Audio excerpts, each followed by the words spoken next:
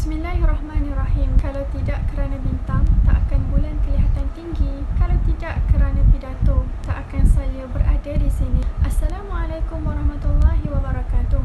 Yang saya segani, para pensyarah, barisan kehormat, sahabat-sahabat dan hadirin sekalian. Segala puji bagi Allah yang telah memberikan segala nikmatnya terus-menerus siang dan malam, yang maha kaya dan yang maha penyayang.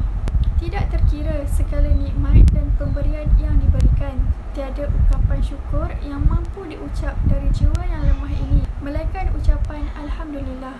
Dalam kesibukan dan keseronokan dunia, kita mungkin lupa untuk mengucapkan kata-kata ini sebagai tanda syukur dan terima kasih kerana masih dipinjamkan nyawa untuk bernafas hingga ke hari yang mulia ini. Hadirin yang dirahmati Allah sekalian, sebelum terlupa, nama diberi Balqis binti Muhammad Badri. Tajuk pidato saya pada hari ini adalah Al-Quran Penyuluh Kehidupan. Seperti firman Allah Subhanahu wa taala, A'udzubillahi minasyaitonirrajim. Dzalikal kitabu la raiba fihi hudan lil muttaqin. Sadaqallahul azim. Maksudnya, kitab ini yakni Al-Quran, tidak ada keraguan padanya, petunjuk bagi mereka yang bertakwa. Surah Al-Baqarah ayat 2. Sedangkan kita, makhluk yang dicipta oleh Allah, apabila membeli sesuatu barang elektronik yang dicipta oleh manusia sendiri, kita masih memerlukan buku cara penggunaan atau lebih dikenali sebagai buku manual. Ini kan pula untuk hidup dan beribadah di atas bumi Allah Subhanahu wa taala. Namun, dialah yang maha mulia menghidupkan manusia, memberikan setiap seorang satu nyawa, bahkan menyediakan Al-Quran sebagai panduan hidup agar manusia tidak terpesong dan hidup dengan aman. Wajiblah untuk kita sebagai umat Islam, umat Nabi Muhammad yang teristimewa, meyakini dengan sepenuh hati bahawa Al-Quran adalah sebaik-baik petunjuk hidup dan sumber kebenaran. Oleh itu, wajib untuk kita meyakini dan menerima semua perkara yang telah diaturkan dalam kitab suci Al-Quran. Al-Quran adalah petunjuk bagi manusia untuk membezakan perkara yang benar dan perkara yang salah. Hanyalah Al-Quran yang wajib diikuti kerana tiada kitab lain yang lebih sempurna dari kandungan Al-Quran. Hadirin yang saya kasihi sekalian, jika kita yakin Islam adalah agama yang benar, kemudian kita meyakini Al-Quran adalah wahyu Allah dan meyakini Nabi yang membawa wahyu ini adalah Nabi Muhammad. Tapi, adakah cukup sekadar kepercayaan dan keyakinan ini bagi kita generasi muda sebagai pejuang Islam? Baiklah, saya akan terangkan serba sedikit. Perlulah kita sebagai umat Islam untuk tahu bahawa sesuatu amal soleh tidak akan diangkat dan dianggap sia-sia jika melakukannya tanpa iman di hati. Bahkan, ia juga dianggap iman tanpa amal soleh. Kedua-dua perkara ini perlu berada sekali, tidak lengkap salah satu tanpa salah satu daripadanya. Tidak lengkap amal tanpa iman dan tidak lengkap iman tanpa amal. Ini kerana iman ibarat akar pokok dan amal soleh pula merupakan buahnya.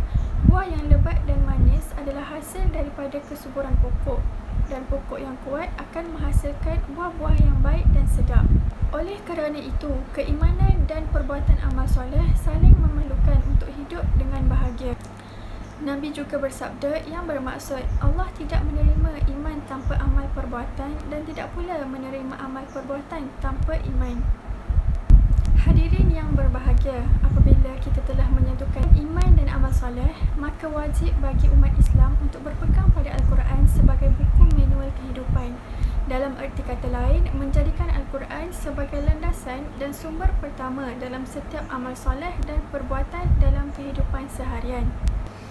Perbuatan-perbuatan ini adalah seperti cara berfikir, cara tingkah laku dan amal ibadah baik yang fardu ataupun yang sunnah, serta cara bermuamalat, cara berumah tangga dan banyak lagi.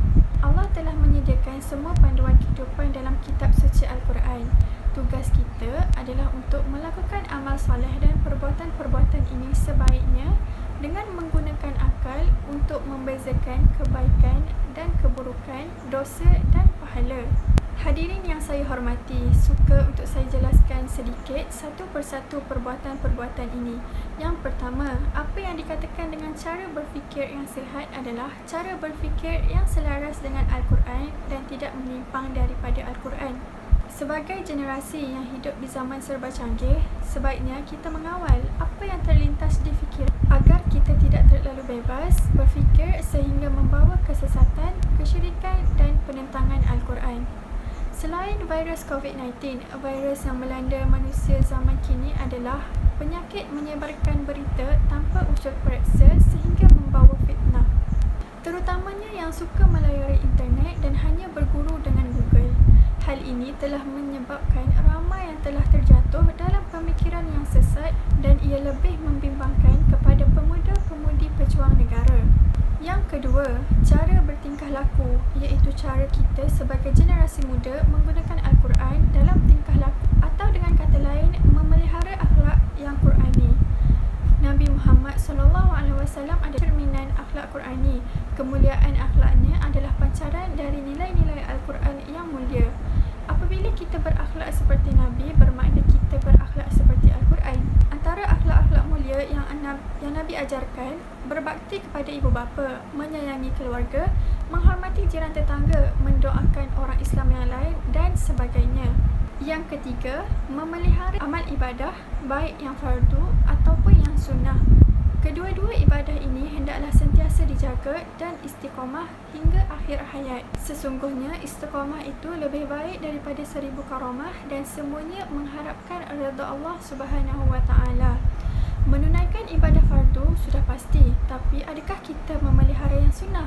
Ibadah yang sunnah merupakan pelengkap dan penutup apabila ada kekurangan dalam ibadah yang fardu. Setiap manusia tidak lari dari melakukan dosa.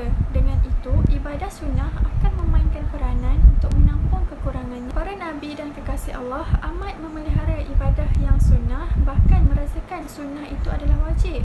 Hadirin sekalian, adakah kita juga melakukan ibadah yang bersungguh-sungguh seperti mereka?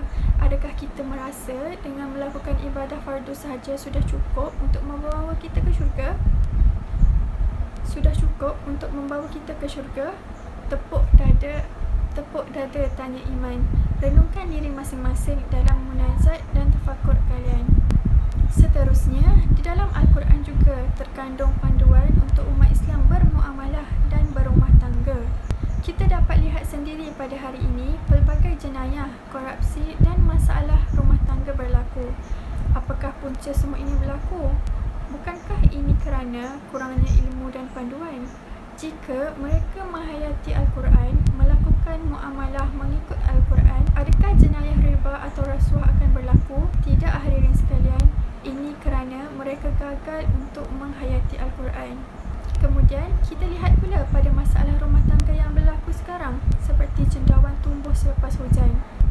Adakah hadirin sekalian merasakan mereka mendirikan rumah tangga berpandukan Al-Quran? Jika seorang suami mampu menghayati Al-Quran, adakah dia akan berlaku curang dan mengahwini wanita lain sedangkan dia tidak mampu? Tidak jelaskah punca semua kemusnahan ini berlaku?